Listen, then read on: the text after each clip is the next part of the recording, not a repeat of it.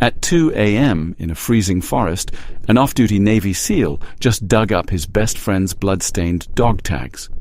The local sheriff claimed his friend died in a simple hiking accident. But the one who led him to this buried evidence wasn't a person. It was a starving, scarred German shepherd. His dead friend's loyal military canine had survived alone in the woods for 8 brutal months, waiting for a brother-in-arms to arrive. The corrupt sheriff is closing in to silence them, but he's about to learn why you never corner a Navy SEAL and his dog. Before we dive in, let us know in the comments which country you are watching from. And if you love stories that melt your heart, please subscribe to support our channel. The town of Pine Ridge did not welcome strangers with open arms. It barely tolerated them. Nestled deep within the suffocating embrace of ancient, towering pine forests, it was the kind of isolated mountain community where the fog seemed permanently stitched to the treetops. Liam drove his battered black Jeep through the winding, treacherous mountain roads, the rhythmic thumping of his windshield wipers fighting a losing battle against the torrential downpour. He was a tall, broad-shouldered man in his early 30s, with piercing blue eyes that missed nothing, short-cropped military hair, and a shadow of a rugged beard framing a strong, stoic jawline. As an active-duty Navy SEAL, Liam was accustomed to hostile environments, but there was a different kind of heavy, brooding silence to Pine Ridge. He had come to this remote cabin for a month of mandatory leave, seeking absolute solitude to quiet the ghosts of past deployments and the echoes of gunfire that still haunted his sleep. The local diner, the gas station, and the sheriff's office were just blurry shapes through the sheets of rain as he drove past the town center, heading further up into the dense woods. He didn't want company, and judging by the desolate landscape, the universe was more than happy to oblige. "Just you, the trees, and a whole lot of nothing," Liam muttered to himself, his deep voice swallowed by the thunder crashing overhead. The cabin finally appeared at the end of a muddy, rutted driveway, looking like a forgotten relic made of dark, weathered logs.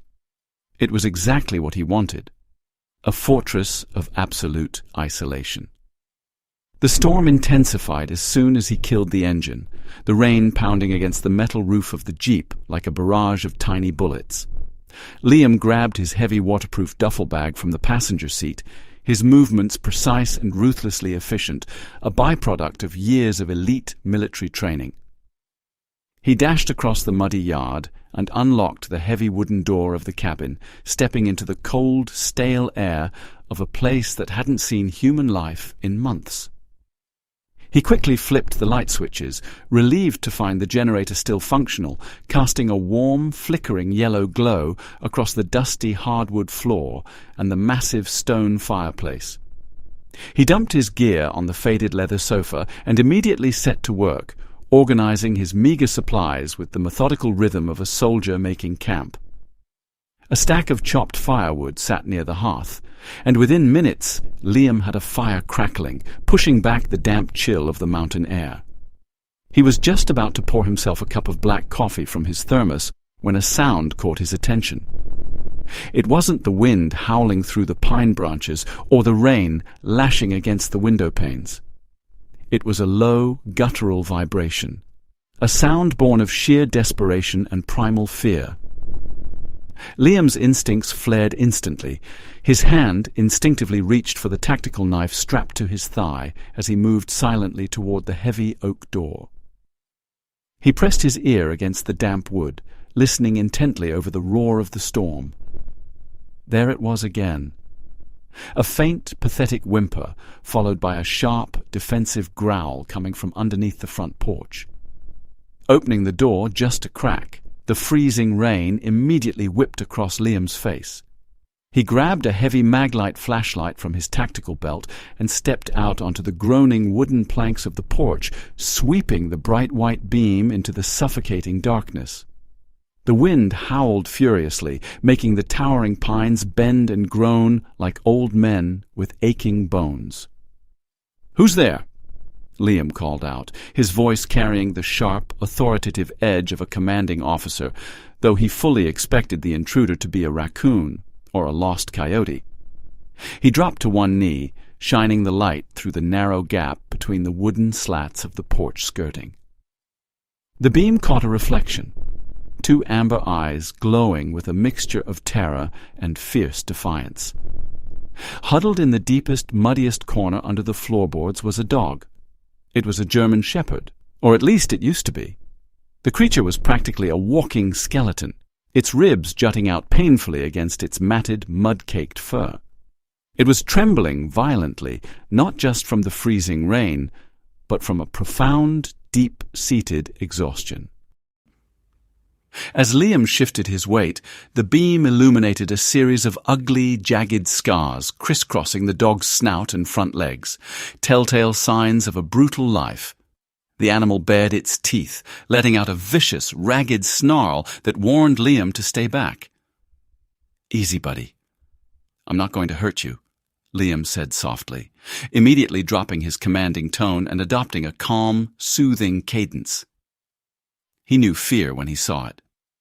This wasn't a wild animal looking for a fight. This was a broken soldier making a final desperate stand against a world that had shown it no mercy. Liam knew he couldn't leave the animal out there to freeze to death. He stepped back inside the cabin, quickly filling a heavy ceramic bowl with warm water and grabbing a handful of beef jerky from his rations. He returned to the porch, moving with agonizing slowness, making sure his hands were visible. He knelt in the freezing mud beside the access panel of the porch, sliding the bowl of water and the food toward the shivering dog. "Come on, you need this more than I do," he coaxed, offering a gentle, almost self-deprecating smile. "I promise my cooking isn't that bad." But the German shepherd didn't budge. It ignored the food entirely, keeping its amber eyes locked on Liam's every microscopic movement, its body coiled tight like a rusty spring ready to snap. The dog's distrust was absolute, an impenetrable wall built from layers of pain and betrayal. Liam sighed, feeling the icy rain soaking completely through his heavy civilian jacket. He was shivering now, the cold biting deep into his bones. Realizing that his bulky, dark silhouette might be intimidating the traumatized animal, Liam slowly reached up and unzipped his thick, waterproof jacket. He shrugged it off, letting the heavy, soaked garment drop into the mud beside him, completely disregarding the freezing downpour. Underneath, he wore a simple, olive-drab military t-shirt that clung tightly to his muscular frame. Emblazoned squarely across the left breast of the shirt was the unmistakable golden trident insignia of the United States Navy SEALs. The transformation was instantaneous and utterly profound. As the dim porch light hit the golden emblem, the German shepherd's aggressive snarl abruptly died in its throat. The dog blinked, tilting its scarred head slightly, its amber eyes widening in what looked impossibly like recognition. The rigid, defensive posture suddenly collapsed, the tension draining from the animal's emaciated body like water pouring from a shattered glass. Slowly, painfully, the dog dragged itself forward through the mud, ignoring the food and water Liam had offered. It crawled entirely out from under the porch, stopping mere inches from Liam's boots. Liam held his breath, keeping his hands perfectly still as the large dog cautiously extended its battered snout. It sniffed the damp fabric of Liam's shirt, lingering right over the Navy SEAL insignia, taking in the faint scent of gun oil, sweat, and military canvas. Then, to Liam's absolute astonishment, the fierce, unapproachable beast let out a soft, heartbreaking whimper. It stepped forward and gently pressed its wet, cold nose into the palm of Liam's hand, offering a single tentative lick. The tough, disciplined exterior of the seasoned special operator cracked in that moment. A wave of profound warmth washed over Liam, chasing away the mountain chill. "Yeah. You know this patch, don't you, buddy? You're one of us," Liam whispered, his voice thick with an unexpected surge of emotion. He gently stroked the dog's soaked, matted head, feeling the sharp contours of its skull.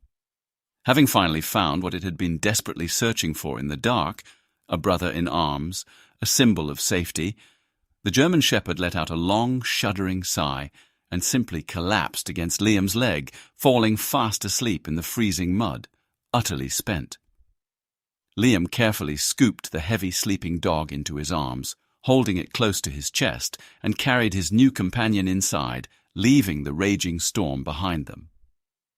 The first week at the cabin passed in a quiet blur of healing for both man and beast.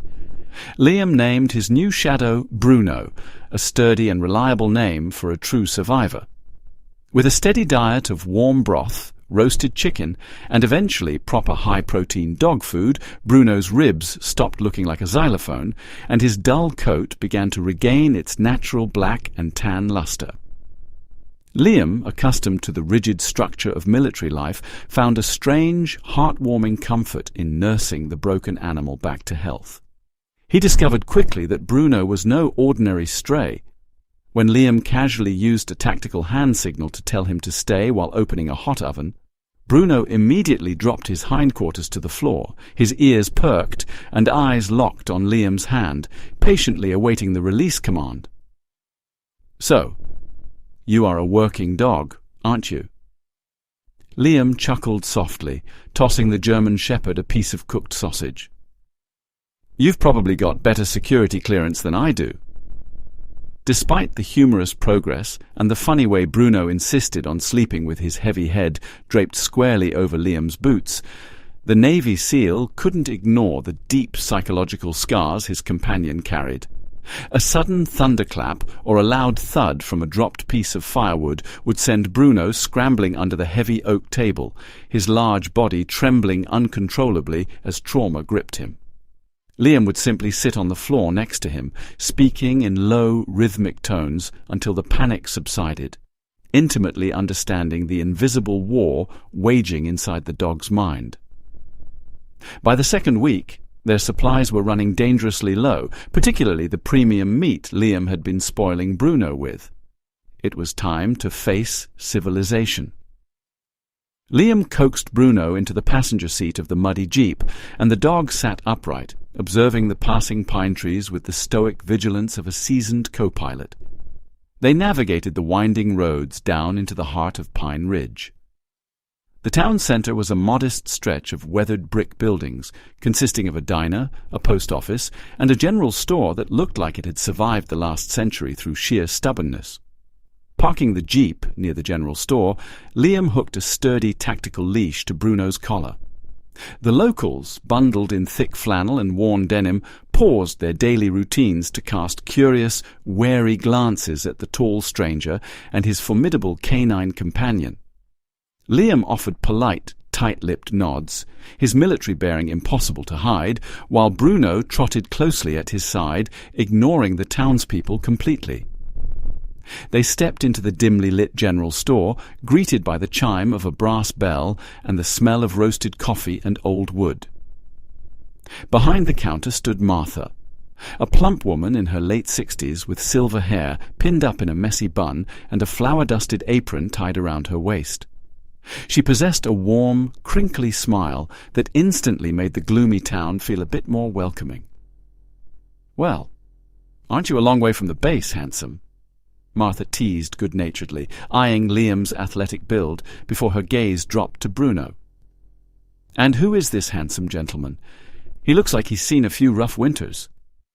Liam smiled genuinely, a rare expression that softened his hard features. "His name is Bruno. We're just up here for some quiet time and a whole lot of steak, if you have any in the back."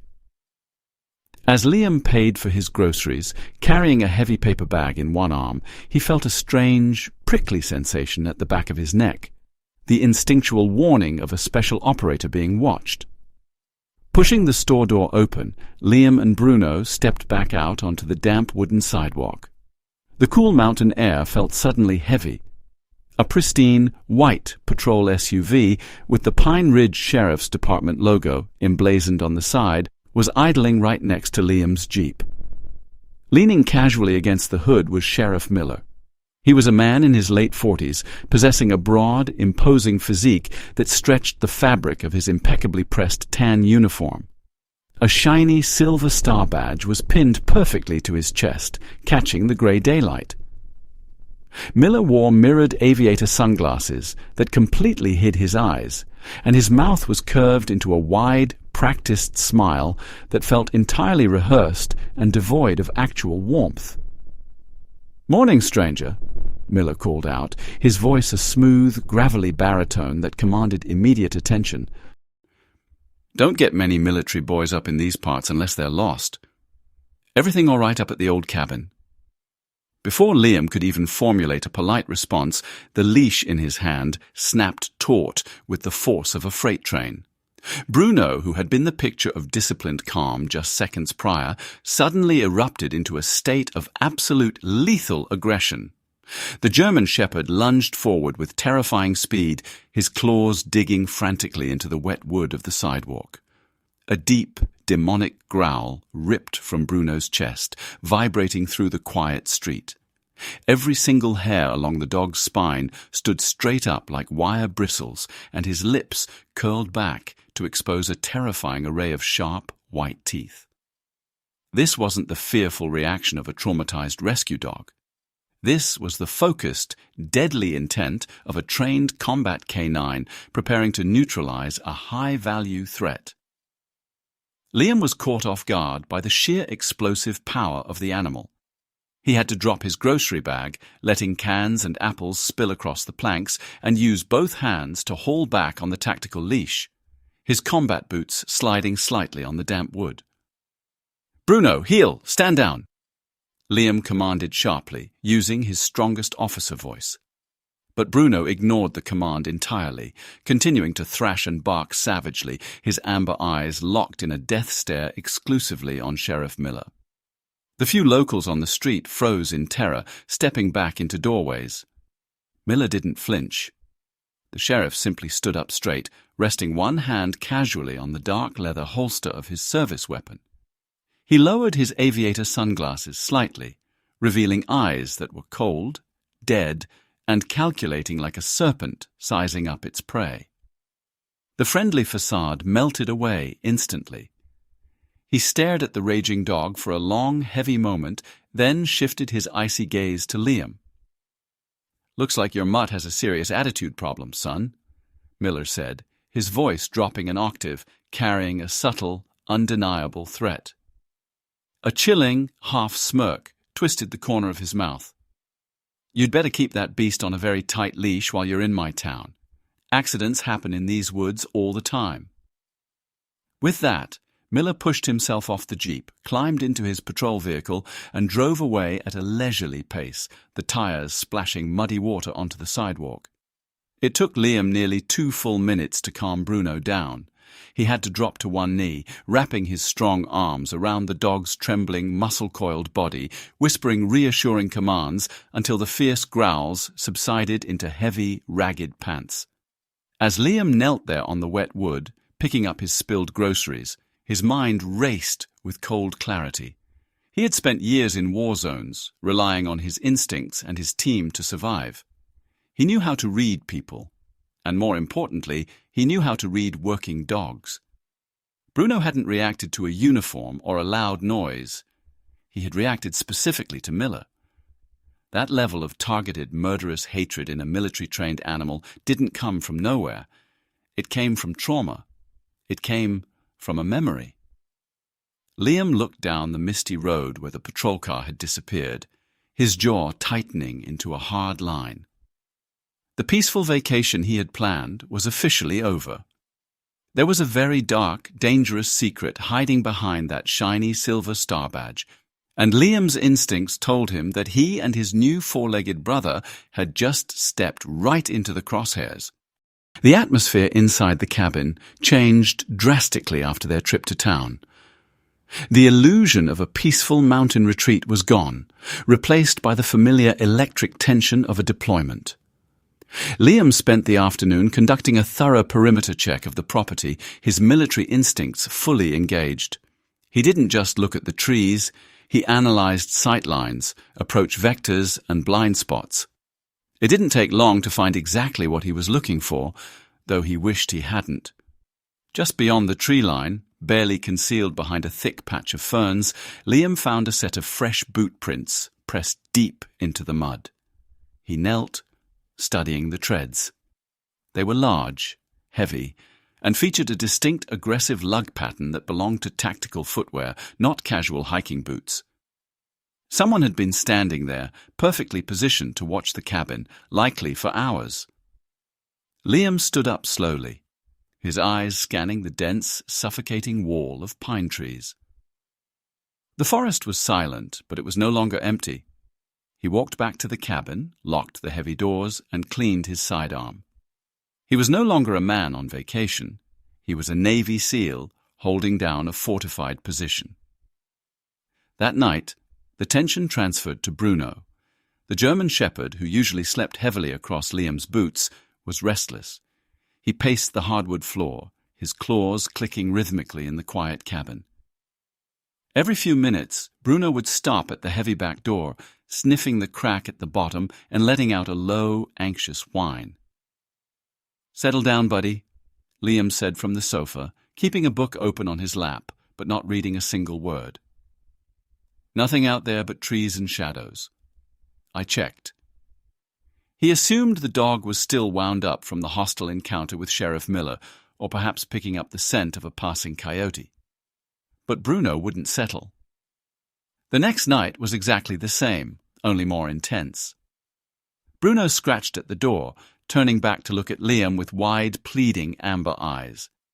When Liam tried to pull him away, offering a piece of jerky, the dog ignored the food entirely. The mission was more important than the meal. It was on the third night that the situation finally escalated. The digital clock on the nightstand read 2:15 a.m. The cabin was pitch black, save for the dying embers in the fireplace. Liam was a light sleeper, a habit ingrained by years of combat tours. He woke instantly when he felt a sharp, insistent tug on his sweatpants. He sat up, his hand automatically reaching for the pistol on the nightstand. In the dim light, he saw Bruno standing beside the bed. The dog wasn't growling or acting aggressive.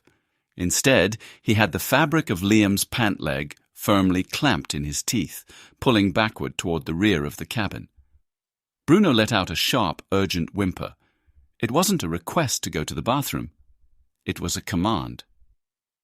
"All right, I hear you," Liam whispered, throwing the blankets aside.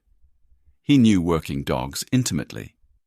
They didn't exhibit this kind of relentless, focused behavior without a very specific reason.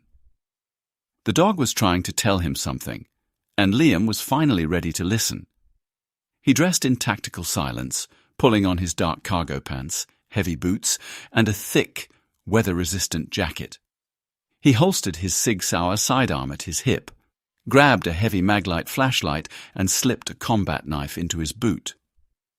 You didn't walk into a dark forest where unknown tactical boots had been treading without bringing your own hardware.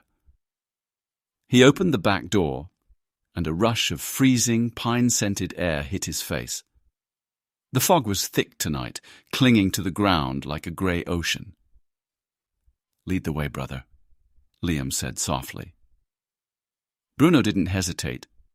The German shepherd darted into the suffocating darkness of the tree line, his nose to the ground, moving with absolute, unwavering purpose. Liam followed, using the beam of his flashlight to cut through the heavy mist. The terrain was treacherous, a steep incline covered in slick, decaying pine needles, hidden roots, and jagged rocks. Liam had to move carefully to avoid snapping twigs or slipping, but Bruno navigated the obstacles with the grace of a phantom. The dog checked back every few yards, his amber eyes glowing in the flashlight beam, ensuring his human teammate was keeping up. They hiked in silence for nearly half an hour, moving far off any marked trail, deep into the belly of Pine Ridge. The silence was absolute, heavy, and oppressive. Finally, the dense cluster of trees opened up into a small, natural clearing. In the center of the clearing lay a massive, ancient pine tree that had toppled over years ago, its massive root system torn from the earth, reaching into the foggy air like a giant, skeletal hand. Bruno ran straight to the base of the massive root crater, He didn't sniff around or hesitate. He immediately began to dig. His powerful front paws tore into the packed dirt and decaying wood chips with frantic, desperate energy. Dirt flew into the air as the dog dug deeper and deeper. Then Bruno stopped. He pointed his scarred snout up toward the invisible fog-choked moon and let out a sound that froze the blood in Liam's veins. It wasn't a bark, and it wasn't an aggressive growl. It was a long, mournful, heartbreaking howl. It sounded like a soldier crying for a fallen comrade. It was a sound of pure, unadulterated grief. Liam's chest tightened. He holstered his flashlight under his arm, dropping to his knees in the damp dirt beside the grieving animal. "What is it, buddy? What's down here?" Liam asked gently, placing a comforting hand on Bruno's trembling back. He reached into the hole the dog had started, using his gloved hands to scoop away the wet, freezing soil. He dug with military efficiency, clearing the debris. About 2 feet down, Liam's knuckles scraped against something hard and unyielding. It wasn't a rock or a tree root. It felt cold, flat, and distinctly man-made. He brushed the dirt away rapidly, his heart hammering a steady rhythm against his ribs. The beam of the flashlight caught a dull green glint. It was a heavy, military-issue metal ammunition box. Liam grabbed the heavy metal handle and pulled it free from the suction of the damp earth, setting it on the forest floor. It was rusted around the hinges and caked in mud, but the rubber seal looked intact. Bruno immediately stopped howling. The large dog stepped forward, sitting respectfully in front of the metal box. He nudged the cold steel gently with his wet nose, letting out a final soft whimper before looking up at Liam with an expression of profound trust and sorrow. Liam stared at the metal box, the pieces of the puzzle slowly beginning to align in his sharp, tactical mind. The hostile sheriff, the heavy boot prints watching his cabin, the severe trauma and scars on a highly trained military working dog. And now, a buried secret deep in the woods. Liam reached out and rested his hand on top of the rusted metal lid. He knew, with absolute cold certainty, that opening this box was going to change everything. The peaceful vacation was dead and buried. The war had followed them home. The journey back to the cabin was a silent, grueling march through the suffocating mountain fog. Liam carried the rusted ammunition box under one arm, its cold, muddy weight pressing against his ribs like a dormant bomb, while his other hand kept a steady grip on his heavy flashlight. Bruno trotted closely at his side, no longer the erratic, anxious animal from the past few nights. The German shepherd moved with the disciplined, quiet precision of a soldier who had successfully completed a vital reconnaissance objective and was now extracting to a secure location. Once they reached the cabin, Liam quickly ushered the dog inside, secured the heavy deadbolts on the front and back doors, and drew the thick canvas curtains over the windows to block out the suffocating darkness of the pine forest. He set the metal box down on the sturdy oak dining table, the dull thud echoing loudly in the quiet, firelit room. He tossed a dry towel to Bruno, who immediately began to shake the freezing moisture from his dark coat, before grabbing a rag to wipe the thick layers of mountain dirt from the box's latches. The metal was pitted and stubborn, rusted shut by months of being buried in the damp, acidic earth. Liam had to wedge the thick carbon steel blade of his tactical knife under the primary clasp, applying a slow, deliberate amount of leverage until the lock finally gave way with a sharp, agonizing, metallic snap. Taking a deep, steadying breath, Liam pushed the heavy lid open. The rubber weather seal had remarkably held firm against the elements, keeping the interior mostly dry. But the trapped air that escaped carried the distinct, unsettling scent of ozone, crushed circuitry, and dried copper. Liam aimed his flashlight directly into the dark cavity of the box. Resting at the bottom was a piece of advanced military hardware he recognized instantly, a tactical satellite communicator, the specific kind issued exclusively to Special Operations Units for secure, encrypted global contact when operating behind enemy lines.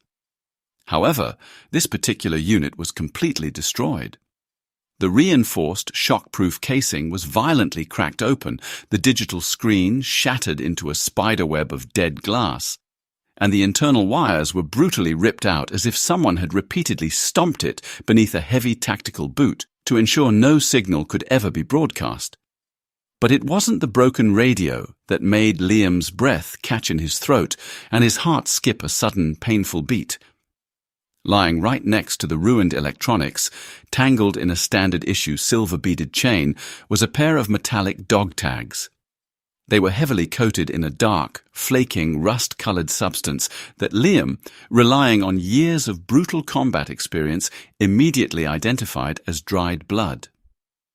His hands, which had remained perfectly steady under heavy enemy fire in countless hostile environments, trembled slightly as he reached into the box and lifted the silver chain. The dog tags clinked together, producing a hollow, ghostly sound in the silent cabin. Liam used his thumb to carefully rub away the thick crust of dried blood covering the embossed metal lettering. The harsh, white light of the flashlight illuminated the stamped text. Vance, Arthur J. The name hit Liam with the concussive force of a physical blow, driving all the air from his lungs and forcing him to grip the edge of the table for support. Arthur Vance. Artie. A massive flood of vibrant, bleeding memories rushed into Liam's mind, entirely overriding the sensory input of the cabin. Arthur was a mountain of a man who possessed a laugh loud enough to wake the dead, a terrible habit of smoking cheap, foul-smelling cigars that always drew complaints, and an unparalleled talent for being the best sniper spotter Liam had ever had the privilege of working with. They had bled together in the dusty, unforgiving streets of Fallujah and frozen together in the treacherous mountains of Kandahar. Arthur was the kind of elite operator who would give you the absolute last drop of water from his canteen and then seamlessly crack a terrible joke about your ugly haircut while doing it. 2 years ago, a catastrophic helicopter hard landing had completely shattered Arthur's femur, ending his distinguished military career with an honorable medical discharge. Arthur had packed up his life, telling Liam with his trademark wide grin that he was moving to a quiet, isolated mountain town to find some peace and quiet away from the endless wars. That town was Pine Ridge. 8 months ago, a crisp, highly formal letter had arrived at Liam's base command. It was a standard notification of casualty for a veteran, politely informing him that Arthur Vance had been found dead at the bottom of a steep, rocky ravine in Pine Ridge. The official police report, signed by none other than Sheriff Miller, cited a tragic but accidental slip during a solo hiking trip. Liam had attended the small military memorial service with a heavy heart, but a nagging, cold knot of suspicion had always lingered deep in his gut. Arthur was a Tier 1 master navigator, a man who could traverse a live minefield blindfolded in the dead of night. He simply did not casually slip off marked civilian hiking trails, especially not without his climbing gear, which the report noted was missing. The smug, overly confident face of Sheriff Miller suddenly flashed in Liam's mind, and the pieces of the puzzle slammed together with a horrifying, undeniable clarity. When Arthur had retired, he had gone through mountains of bureaucratic paperwork to adopt his former canine partner, a legendary explosives and tracking dog who was aging out of the active duty program. Liam slowly lowered his gaze from the bloodied dog tags in his hand to the large German shepherd sitting patiently at his feet, observing him with highly intelligent amber eyes. "It's you," Liam whispered, his voice cracking as the profound weight of the realization crushed down on him. "You're Bruno. You're Artie's boy." Hearing his true name spoken with that specific tone of military reverence, Bruno let out a soft, heartbreaking whimper. The massive, scarred dog stepped forward and gently laid his heavy head squarely in Liam's lap, resting his snout right over the blood-stained dog tags. Liam gently stroked the dog's ears, tracing the ugly, jagged scars that crisscrossed the animal's face and legs. Those weren't just signs of a stray getting into scrapes. They were battle wounds. Bruno hadn't been abandoned, and he certainly hadn't run away. He was the sole surviving witness to a brutal execution. Arthur had obviously stumbled onto something massive and dangerous hidden within these isolated pine forests, something that Sheriff Miller and his heavily armed associates were desperate to protect at all costs. They had murdered a Navy SEAL to keep their secret, staging it as a tragic accident. But they had made a fatal miscalculation in their cover-up. They had failed to kill the dog. Bruno had likely grabbed the evidence his master had frantically tried to hide before his death, fleeing into the freezing, unforgiving wilderness. For 8 grueling months, this incredibly loyal broken soldier had survived freezing temperatures, starvation, and packs of wild coyotes. He had hidden in the shadows, fiercely guarding his fallen master's final message, waiting with impossible, agonizing patience for a familiar uniform, for a brother wearing the golden trident, to finally arrive and set things right. The crushing grief in Liam's chest rapidly crystallized into something else entirely. It hardened into a cold, lethal, and absolute focus. The vacation was officially over. Liam gently removed the dog tags from his lap and draped the silver chain around his own neck, feeling the cold, blood-stained metal settle heavily against his chest. He looked down into Bruno's glowing amber eyes, seeing a perfect reflection of his own deadly promise. They were no longer a broken man and a traumatized rescue dog hiding from a storm. They were a Navy SEAL strike team, and they were going to burn Sheriff Miller's empire to the ground. The morning sun broke through the heavy, oppressive mountain fog, casting a deceptive golden light over the rustic Pine Ridge cabin. For anyone watching from the dense, shadowy tree line, and Liam knew exactly where the hostile watchers were hiding, the scene looked perfectly innocent, like a picturesque and thoroughly boring vacation. Liam stepped onto the creaking wooden porch, stretching his muscular arms, holding a steaming mug of black coffee, while Bruno trotted happily beside him. "All right, you furry missile," Liam muttered, keeping his voice deliberately low enough that the mountain wind carried the sound away from the trees. "We are going to act like the 2 absolute dumbest tourists this miserable mountain has ever seen. Try your best not to look so incredibly tactical." Bruno responded by aggressively scratching his left ear with his hind leg and giving out a giant, goofy yawn, playing his part to absolute perfection. They spent the next 4 grueling hours at the nearby freezing lake, engaging in what Liam generously referred to as fishing. In reality, the entire excursion was a meticulous masterclass in elite counter-surveillance. Every single time Liam comically fumbled with his tangled fishing line, dramatically dropped his tackle box, or loudly cursed at a snagged hook, his mirrored aviator sunglasses were actively scanning the dense tree line, tracking the subtle, amateurish shifts in the brush that gave away Sheriff Miller's poorly trained deputies.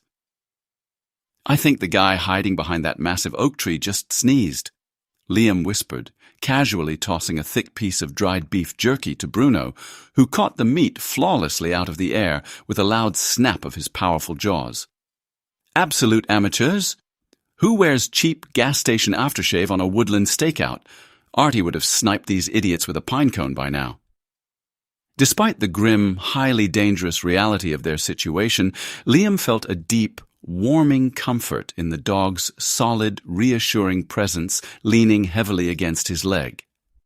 They were a unified team now, bound together by spilled blood and a shared ghost. Once they returned to the fortified privacy of the cabin, the clumsy, clueless tourist facade vanished instantly, replaced by the cold, lethal precision of a Tier 1 special operator preparing for an inevitable war.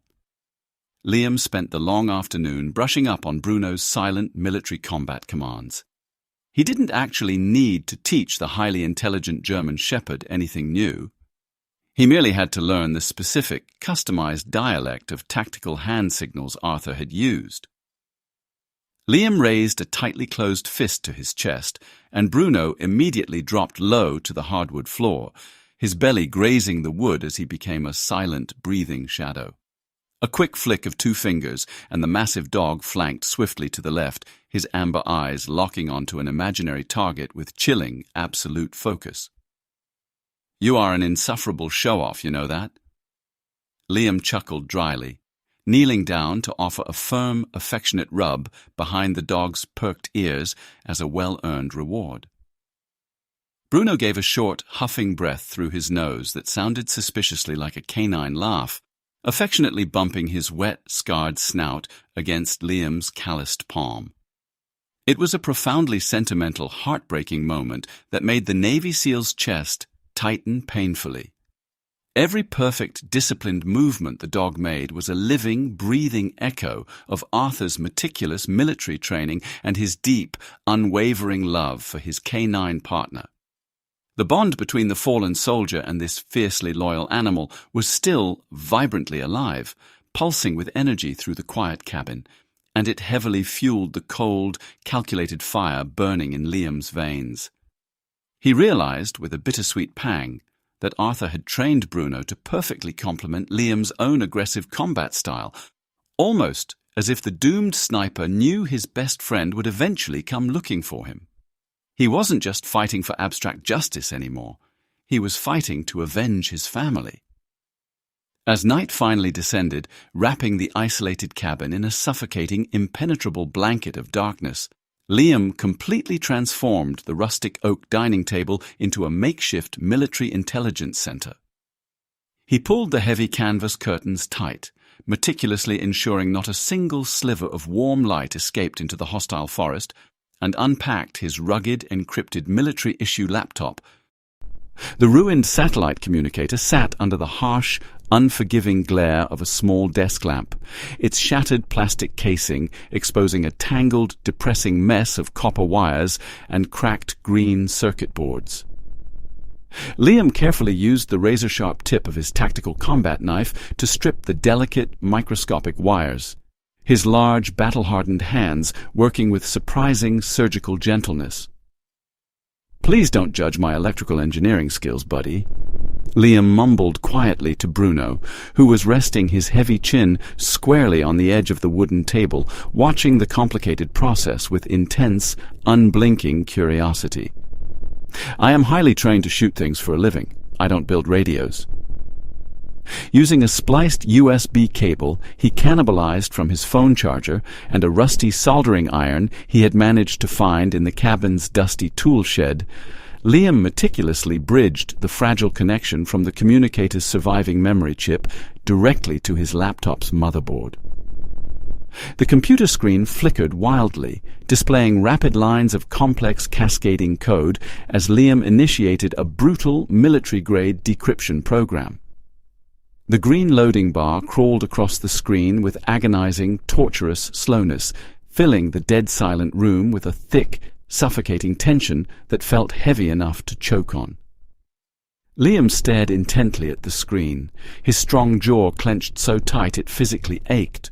While Bruno let out a soft, high-pitched, anxious whine, the brilliant animal somehow intuitively sensing the massive gravity of the digital ghosts they were desperately trying to summon from the broken machine. Finally, after what felt like an eternity, the laptop emitted a soft, high-pitched chime, and a single, heavily corrupted audio file appeared on the glowing screen. Liam took a deep, shuddering breath, resting his heavy hand firmly on Bruno's strong, muscular back to physically anchor himself, and pressed the play key. The recording started with a jarring, deafening burst of harsh electronic static, immediately followed by the heavy, ragged, terrified breathing of a man running desperately for his life through dense brush. "This is Chief Petty Officer Arthur Vance, transmitting in the blind." The painfully familiar, gravelly voice crackled loudly through the small computer speakers. Bruno instantly jolted upright, his ears swiveling sharply forward, and he let out a confused, utterly heartbreaking whimper as he frantically searched the empty, shadowy room for his beloved master. "Artie, no. It's just a recording," Liam whispered, his voice thick and wavering with unshed bitter tears, pulling the trembling, frantic dog close to his chest to calm him. Arthur's recorded voice continued, rushed, breathless, and laced with adrenaline. "If you're hearing this, Liam, it means I didn't make it off this damn mountain. Listen to me very carefully. The sheriff, Miller, he's completely dirty. The whole local police department is bought and paid for. They're using the old abandoned logging roads on the northern ridge to completely bypass federal highway checkpoints. It's a massive, highly illegal military weapons smuggling ring, Liam. I'm talking heavy ordnance, C4 explosives, untraceable black market assault rifles. They're moving it right under everyone's noses and selling to the highest bidder." The audio caught the terrifying, distinct sound of snapping pine branches and distant, angry shouting closing in. "They know I saw the armory bunker," Arthur panted, his voice suddenly dropping, laced with the grim, unflinching acceptance of a brave soldier proudly facing his imminent end. "I hid the data drive in the box. Take care of Bruno for me. He's a truly good boy. Tell him I love—" The urgent recording was suddenly and violently interrupted by the deafening, sharp, unmistakable crack of a high-caliber gunshot. A heavy, sickening thud followed, and then the audio was overwhelmed by the terrifying, enraged, blood-curdling barking of a German shepherd fiercely defending its fallen master, blending with the chaotic sounds of a desperate, violent struggle before the audio abruptly cut to absolute dead air. The silence that instantly flooded the cabin was heavier and colder than the mountain fog outside. Liam slowly reached out and closed the laptop, the faint blue light reflecting off his cold, tear-streaked eyes that now held zero mercy. He looked down at Bruno, who was staring at the closed computer screen with a profound, crushing, human-like sadness. Liam reached up and tightly gripped Arthur's blood-stained dog tags resting heavily against his chest. The underground hunt was no longer a secret intelligence-gathering mission. It was a sacred promise of absolute, devastating destruction. Down in the suffocating valley, inside the dimly lit and heavily fortified Pine Ridge Sheriff's Station, Miller slammed the heavy plastic phone receiver down onto its cradle with enough force to crack the casing. Deputy Collins, a perpetually nervous man with a thin layer of sweat constantly glistening on his forehead, had just reported back from his covert position at the tree line near the old cabin. "He was at the Fallen Pine, boss," Collins had stammered over the encrypted radio channel. "The seal and the dog.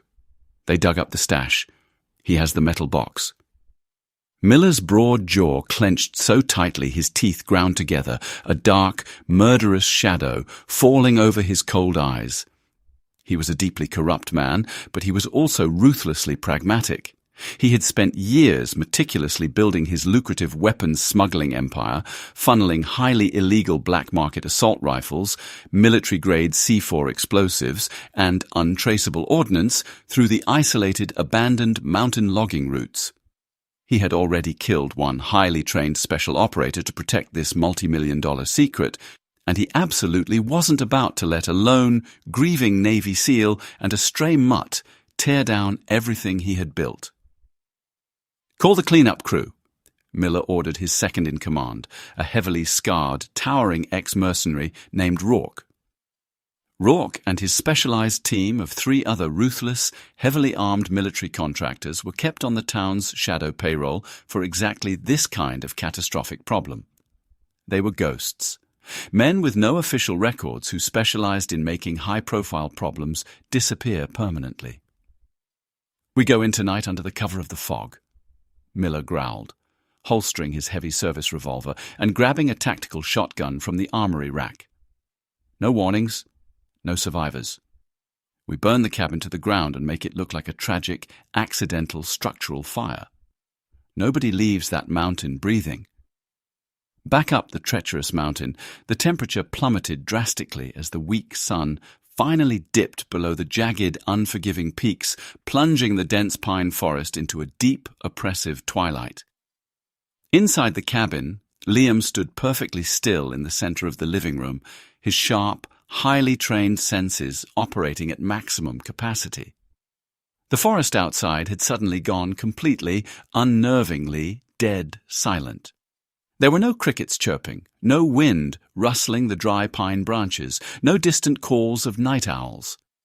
To an ordinary civilian on vacation, the profound quiet would have seemed peaceful and deeply relaxing. To a Tier 1 military operator who had survived countless ambushes in hostile territory, it was a blaring, deafening air raid siren. "They're coming," Liam said softly into the empty room, his voice devoid of any fear, carrying only the cold, hard edge of absolute certainty. He moved instantly with practiced, lethal efficiency, completely shedding his casual civilian disguise. He stripped off his comfortable flannel shirt and pulled on a dark, moisture-wicking tactical combat shirt, tightly strapping his heavy, reinforced Kevlar plate carrier over his broad chest. He checked the action on his primary sidearm, a customized Sig Sauer P226, slamming a fully loaded magazine home with a satisfying metallic clack before securing it in his drop-leg holster. Next, he retrieved a sleek, matte-black pump-action tactical shotgun he had meticulously disassembled and hidden in the false bottom of his rugged duffel bag, rapidly chambering a round of heavy, devastating buckshot. He didn't have access to a full military armory, but a Navy SEAL is ultimately a master of violent improvisation. Utilizing high-test invisible fishing line, a handful of spare shotgun shells, strike-anywhere matches, and heavy metal tools scavenged from the cabin's dusty shed, Liam rapidly engineered a series of brutal, improvised tripwire explosives, securing them to the main structural breach points at the front and rear entrances. He silently pushed the massive, solid oak dining table across the hardwood floor to completely block the large front window, establishing a fortified, bulletproof fatal funnel that would force any attackers into a predetermined kill zone. Throughout this entire tense preparation, Bruno watched Liam's every single move with an intense, unblinking focus. The German Shepherd wasn't shaking or whimpering anymore. The crippling trauma and fear of the past 8 agonizing months were entirely eclipsed by his deeply ingrained military conditioning waking up.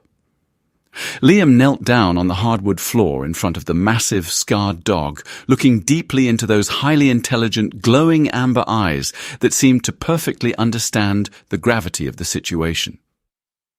"This is it, brother," Liam whispered, his deep voice steady, resonant, and cold as the mountain ice forming on the windows outside. "They took Artie away from you. They tried to hunt you down like an animal. Tonight, the running stops. Tonight, we make them pay for every single drop of blood they spilled on this mountain."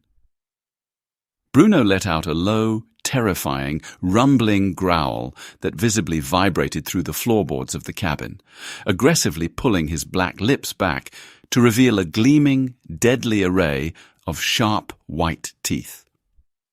The man and the dog shared a profound, unbreakable look of absolute, terrifying understanding.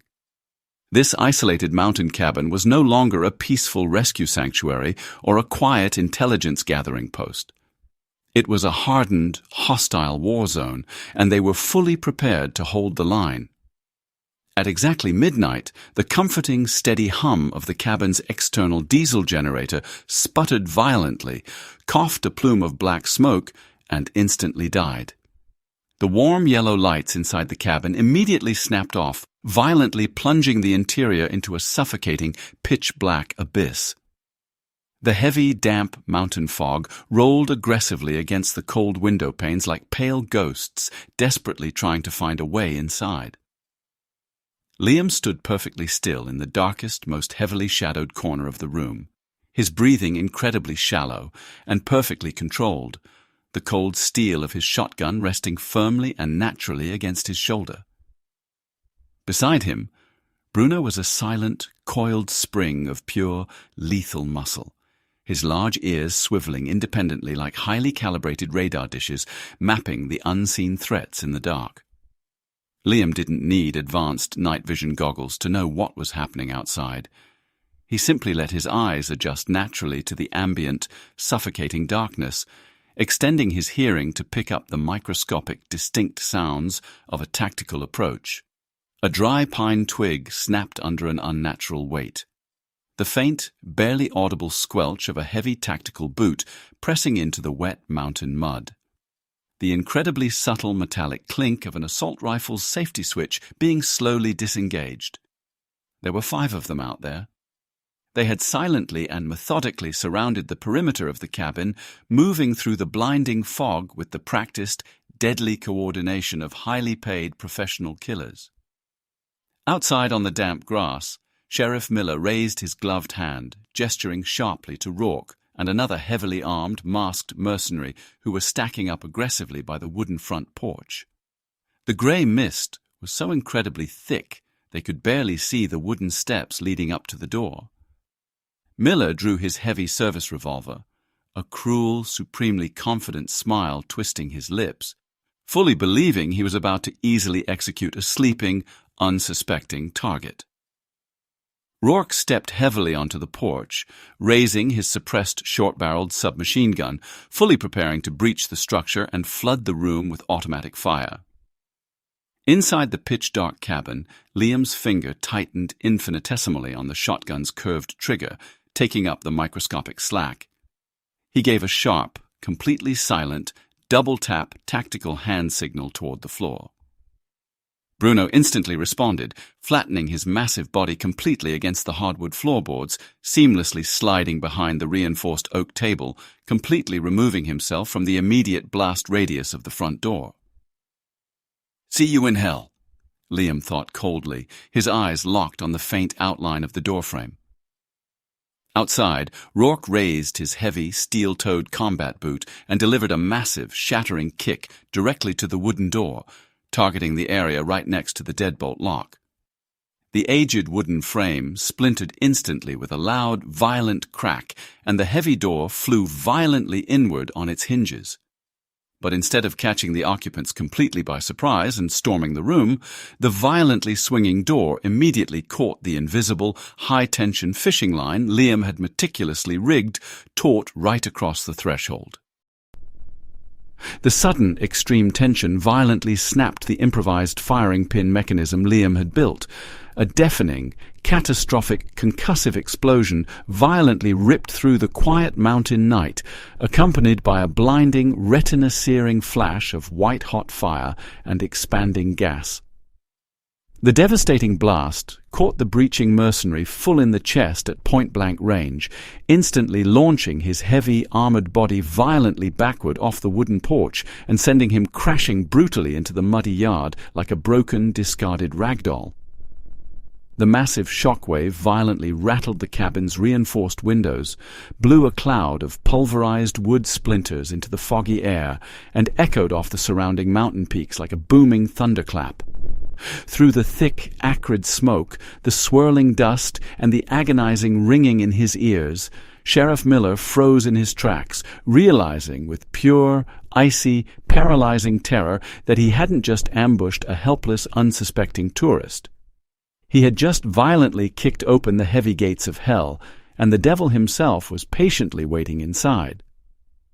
The deafening echo of the improvised explosive had barely faded into the misty mountain air when Liam and Bruno moved. They did not stay in the cabin to admire their handiwork, because in close-quarters combat against superior numbers, maintaining mobility was the only guarantee of survival. Liam slipped through the shattered back window, landing silently on the damp pine needles with Bruno right beside him, functioning as a dark ghost against the even darker night. From the front of the cabin, the frantic, panicked shouting of Sheriff Miller cut through the fog, desperately ordering his remaining men to fan out and surround the perimeter. Liam tapped 2 fingers against his thigh, a silent command to flank, and the massive German shepherd immediately vanished into the thick underbrush. They were no longer a man and his rescue pet. They were a highly synchronized Navy SEAL strike team executing a textbook guerrilla warfare protocol. The dense, suffocating pine forest was Liam's element, a shadowy playground where advanced technology meant nothing against raw instinct and military training. He moved with agonizing patience, sliding behind the thick trunk of an ancient oak tree as the sweeping beam of a tactical flashlight pierced the fog just a few yards away. The light belonged to a towering, heavily muscled mercenary named Bane, a man whose broken nose and cauliflower ears told the tragic story of a lifetime of violent bar fights and dishonorable discharges. Bane was sweeping his assault rifle back and forth, his breathing heavy and ragged, clearly unnerved by the explosive welcome they had just received. Liam picked up a small, jagged rock and tossed it roughly 20 feet to his left, perfectly striking a hollow log. The loud thud caused Bane to instantly pivot, raising his rifle and firing a blind, deafening burst into the empty shadows. It was the exact opening Liam needed. He closed the distance in 3 silent, explosive strides, sweeping Bane's legs out from under him and driving the heavy pommel of his combat knife into the nerve cluster at the base of the mercenary's neck. Bane collapsed into the mud instantly, completely neutralized before he even realized he was under attack. Liam dragged the unconscious giant behind a patch of ferns, his heart rate barely elevating. 1 down. Somewhere deeper in the fog, a terrified scream ripped through the night, followed immediately by the clatter of a dropped weapon. Liam moved swiftly toward the sound, finding a young, visibly shaking deputy named Smitty, a kid who looked like he had barely graduated from the police academy, wearing a uniform a size too big for his scrawny frame. Smitty was currently pinned flat on his back in the wet dirt, absolutely paralyzed with fear. Standing over him, with his massive front paws planted firmly on the boy's chest and his razor-sharp teeth bared mere inches from Smitty's throat, was Bruno. The dog hadn't bitten him. He had simply ambushed the deputy from the shadows, knocking the shotgun from his trembling hands and using pure, terrifying dominance to secure the prisoner without resorting to lethal force. "Don't move!" Liam commanded in a low, dangerous whisper as he stepped out of the mist, securing Smitty's wrists with a heavy zip tie he pulled from his tactical vest. "Stay quiet, and you get to go home to your mother tomorrow." The terrified boy nodded frantically, tears streaming down his face, completely surrendering to the situation. Liam looked down at Bruno, flashing a quick, proud smile. "Good boy," he whispered. The German shepherd gave a short, affirmative huff, his amber eyes glowing with a sharp, intelligent intensity. It was a profoundly emotional realization for the Navy SEAL. Arthur hadn't just trained a bomb-sniffing dog, he had meticulously shaped a brilliant, non-lethal combat partner. Every movement Bruno made, every instinct he displayed, was a perfect reflection of Arthur's deep compassion and tactical genius. They were moving together in a flawless, unspoken rhythm, seamlessly communicating through subtle shifts in body weight and shared glances. Liam felt an overwhelming warmth spread through his chest, despite the freezing rain, knowing he wasn't fighting alone because Arthur's spirit was right there with them, guiding their steps through the treacherous darkness. The tactical advantage was rapidly shifting, but Sheriff Miller was not a man who surrendered easily or gracefully. Realizing his squad was being systematically dismantled by an unseen force, Miller retreated toward higher ground, moving directly toward the natural clearing where the massive, fallen pine tree lay. It was a strategic choke point, offering a clear line of sight and solid cover behind the tangled skeletal roots. Liam tracked the heavy, careless boot prints in the mud, signaling Bruno to take a wide, sweeping flank up the rocky ridge while he approached the clearing head-on.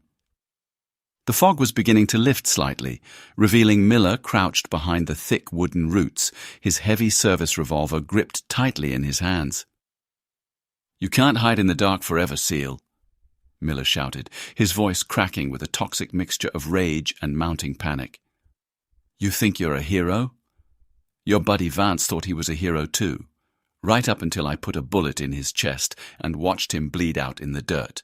He died crying for this stupid dog." The cruel, taunting words were specifically designed to draw Liam out, to make him angry, reckless, and prone to mistakes. It almost worked. A cold, murderous fury flared in Liam's veins, but his elite training overrode the basic human emotion. He needed Miller to shift his focus away from the high ground. Liam deliberately snapped a thick branch under his heavy boot, stepping partially out from behind a tree to draw the sheriff's fire. Miller spun instantly, his face twisting into a triumphant, ugly sneer as he raised his weapon, lining up the lethal shot perfectly on Liam's center mass. "Got you," Miller hissed, his finger tightening aggressively on the trigger. But before the hammer could fall, a massive, dark shadow launched itself from the high rocky outcropping directly above the sheriff's head. Bruno didn't make a single sound as he flew through the air, descending like a terrifying, vengeful angel of justice. The 80-pound German shepherd slammed violently into Miller's upper body, its powerful jaws clamping down with bone-crushing force directly onto the sheriff's gun arm.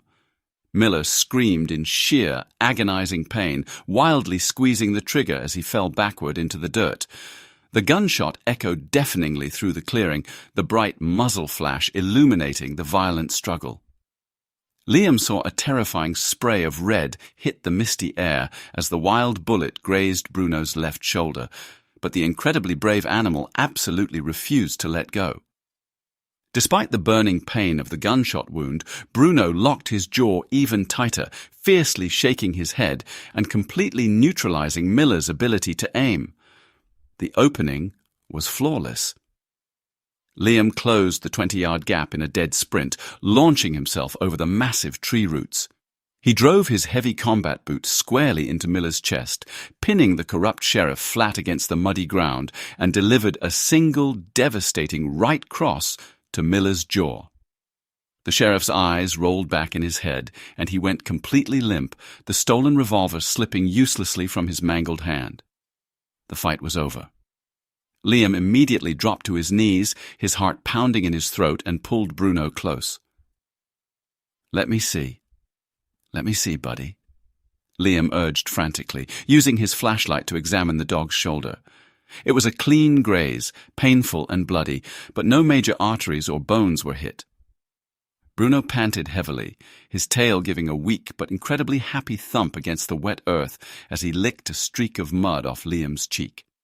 The Navy SEAL wrapped his strong arms around the wounded hero, burying his face in the damp, dark fur, completely overwhelmed by a mixture of profound relief, deep affection, and the ultimate closure of a deeply held promise.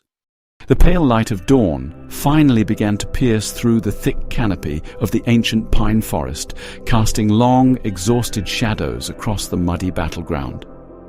The suffocating fog that had masked Sheriff Miller's illicit empire was slowly burning away, replaced by the deafening, rhythmic thumping of twin-engine military transport helicopters and the wailing sirens of federal tactical response vehicles. Liam had activated a secure, encrypted SOS beacon on his military smartwatch right before the explosive breach at the cabin, broadcasting a high-priority distress signal directly to the nearest federal field office. Now, the once isolated town of Pine Ridge was swarming with heavily armed FBI agents and military police.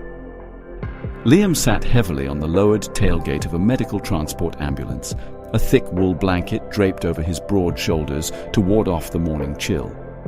His tactical gear was torn, his knuckles were bruised and bleeding, and his face was covered in a thick layer of soot and dried mud.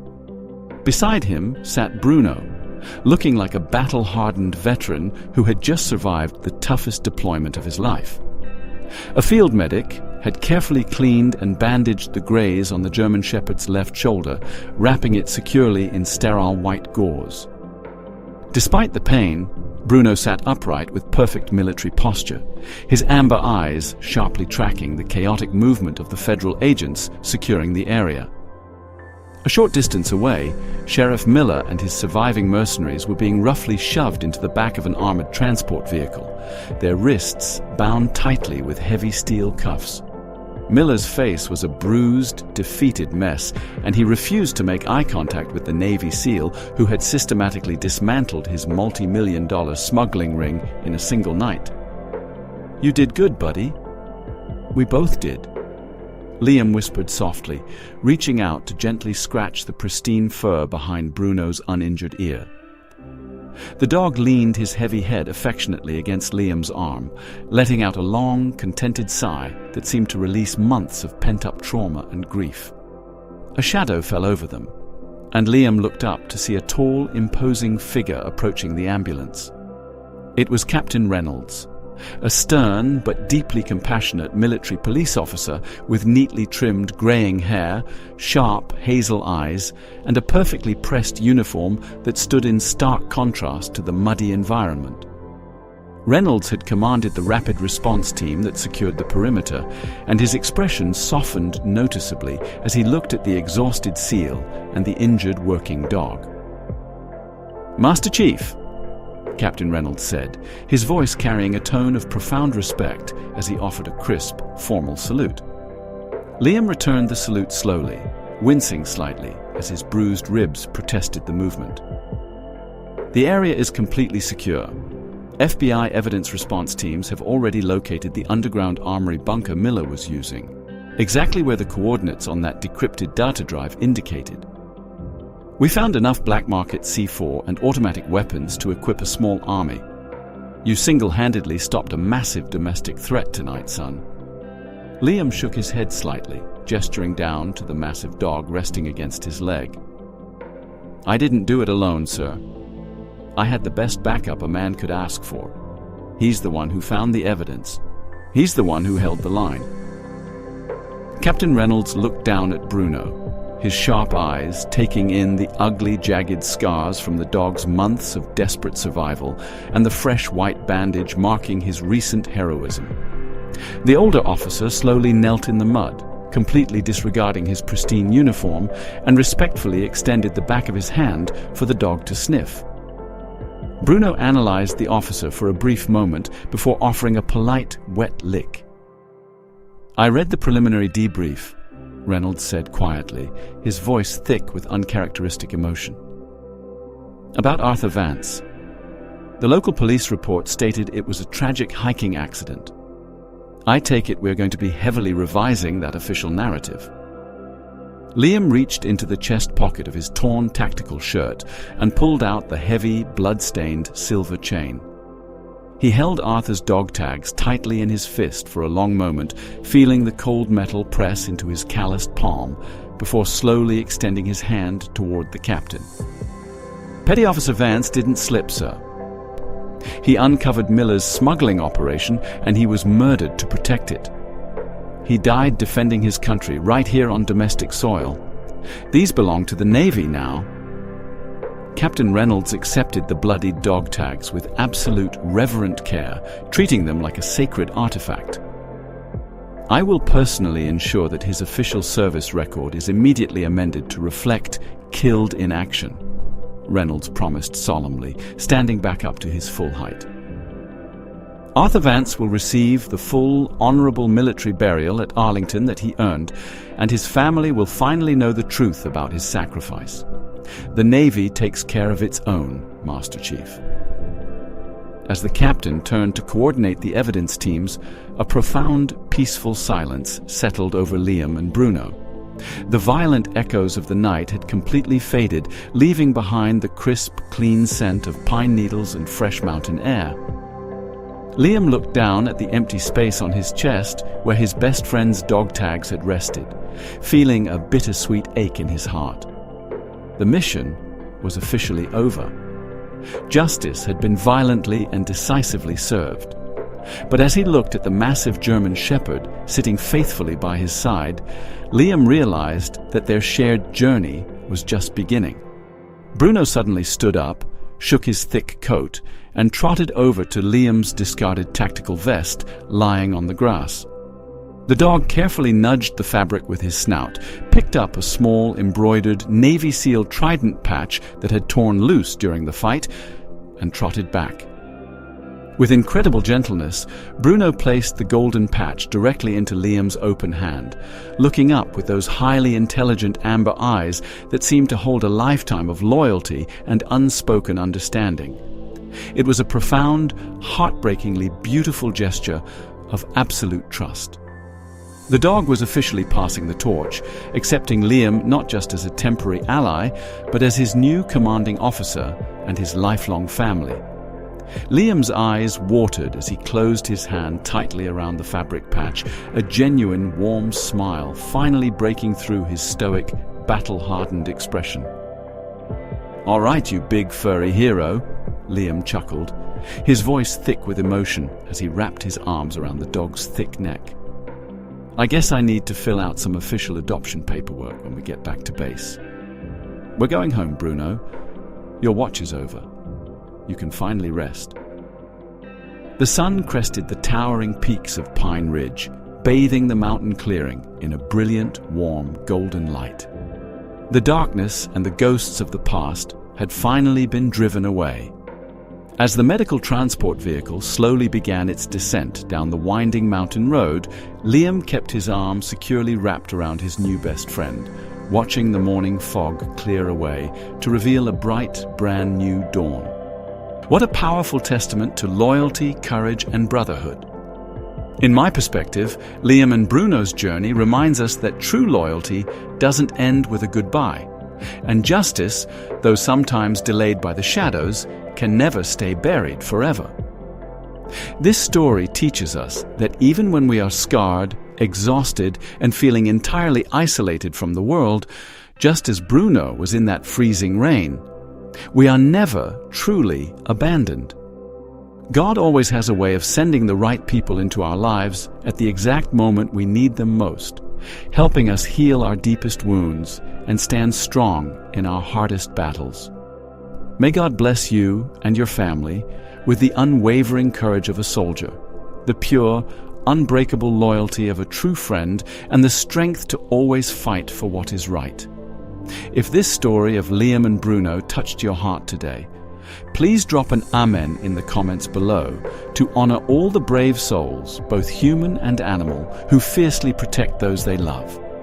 Don't forget to gently hit the like button, share this inspiring tale with your loved ones, and subscribe to the channel for more heartwarming stories of faith and bravery. Thank you for watching, and may God bless you all. We truly appreciate every single one of you for being part of our community. Until we meet again in our next video, stay strong, stay hopeful, and take care of one another.